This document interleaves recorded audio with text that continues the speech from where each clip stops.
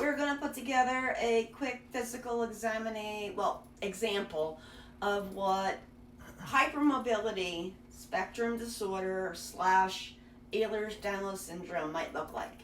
So my husband's going to read some things off, and I'm going to do the things. Okay. Base of both thumbs. The base of both thumbs. What they're talking about is this. They want to know if you can take this and turn it all the way in to be on your wrist. If you can do that, you might be hypermobile. You may not have EDS, but you might be hypermobile. Next. Elbows. Okay. Arms up, normal arms, and then they go outward. Normal person, hypermobile. Hypermobile.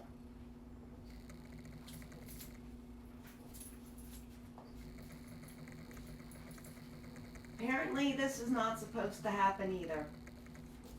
Hypermobile. Next. Knees. Okay, this will be fun. You have to keep an eyeball on my legs. I'm going to stand like a normal person. Oh shoot, there's dark there. Okay, ready? 1, 2. See how the legs go back? Then they come up. Then they go back. It's this. It's when the kneecap goes backward. It's not supposed to do that. Next. Knuckles of pinky fingers. Okay, this is what we call the flying bird. It's when your hands go past your normal rating, which is about this. And it looks like literally bird's wings. And then it gets better, because then your pinky comes all the way back. And then your ring finger comes all the way up. Your middle finger does the same thing and cracks. And then your pointer finger does the same thing. And let's not forget about that thumb. And then we can do the same thing over here. Each one of these come in handy when your doctor is looking. Handy, get it? When your doctor is looking to see if you are what they call a hypermobile individual. Where's that arm again? Next. Spine. Okay. My C-spine, for example. Ready? Apparently you're not supposed to be able to put this back here. Now I have straightening of the neck, but only because I'm hypermobile am I able to do this. So let's see. Okay. This is not supposed to be normal, but to me, I'm just looking up. Next. When is the Beighton score used? It's usually used by doctors in order to give an idea of whether or not you're on the hypermobile scale. And if you are, they will then want to check you for Ehlers-Danlos syndrome, which is a lot of other issues that your body goes through because you're so loose and wiry. Next question. The exercises. This goes into the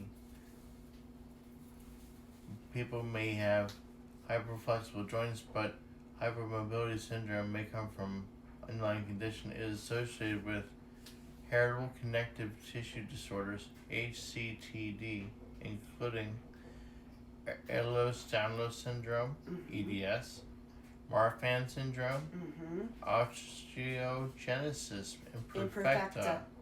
It's when your bones are not made properly. So they're going to have us do exercises next underneath that. What does it say? Test details. This is what the doctor will make you do. Okay. How is the Beighton score used to measure joint hypermobility? Your healthcare provider gently maneuvers your joints into certain positions using a 9-point joint mobility scale. You will get 1 point if you can bend forward and place your hands on the floor without bending your legs knees. straight. Right. Ready? I am 53. That's my jewelry hitting the floor. Next. Straighten your elbows past a neutral position. Hyperextend. There you go. 1 point How's for this each for elbow. you? And how's this for you? There you go. We're bent backward. We're bent backward. Next.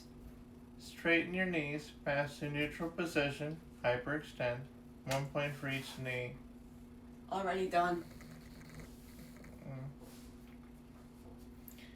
Bend your little fingers back beyond 90 degrees. 1 point for each finger. This is 90. Here I go. This is 90. Here I go. I'm a little looser on the right hand. Or sorry, left hand. I have carpal tunnel syndrome in there. Bend your thumbs back to touch your forearms. Yeah. We 1 did that. point for each thumb. Da da da la la la la la. It's the magical mystery finger tour. The second part of the Beighton score involves questions about your history. Your healthcare provider asks you about your joint mobility and any joint pain. Yes is 1 point. Can you now, or have you ever, put your hands flat on the floor while keeping your knees straight? You just saw me do it. Can you now, or have you ever, bent your thumb and touched your lower You arm? just saw me do it with both, so there's 2 more points. When you were younger, did you, or have you ever, entertain your friends Yes. by warping yourself into different positions? Could you do splits? Yes, and look at my legs now, watch.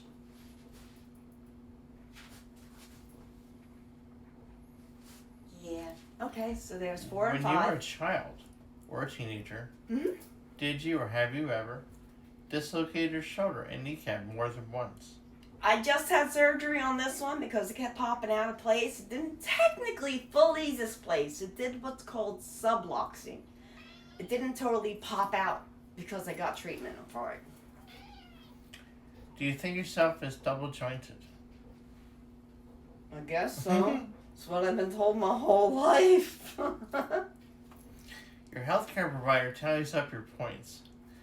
You could have enough joint mobility syndrome if you either reach 4 points or above on the maneuvers and have had pain in 4 or more joints for at least 3 months and answer yes to 2 or more of the historical questions. The historical questions will be asked, especially if you're older and you've gotten stiff over time. I'm 53, I'm just on a loose move today. Today my body is loose. There are some days my hands won't go all the way down because my back hurt. But the reason they ask you about the history is a lot of times when you come in to see them, you might be past the point of being able to do those things. But if you have been able to do it, that still counts. If you have a first-degree relative who does this stuff, get to the doctor. Because hypermobility syndrome is wonderful if you're a dancer, but if it's Ehlers-Danlos syndrome, you've got heart problems, brain problems, gut problems, vein problems, skin problems, all different kinds of messes up. But you don't have to have Ehlers-Danlos to be hypermobile. Hypermobile doesn't always mean you're sick. It might just mean you're just extra flexible. Any more questions? I guess that's it. And to explain this, our general outfit is socks, compression socks, tight pants, and the waist binder. Because what happens is when the blood vessels start to loosen up, the blood pools in the bottom and it gives us something called POTS, P-O-T-S. Postural orthopedic hypertension syndrome. Basically, the blood pools down, we stand up, our heart goes, and we go down because there's no blood. So POTS is always a wonderful, wonderful thing to watch out for. And if you have symptoms of standing up and your heart rate goes up, basically if you do that and your heart rate goes up, see a doc. I ran out of time.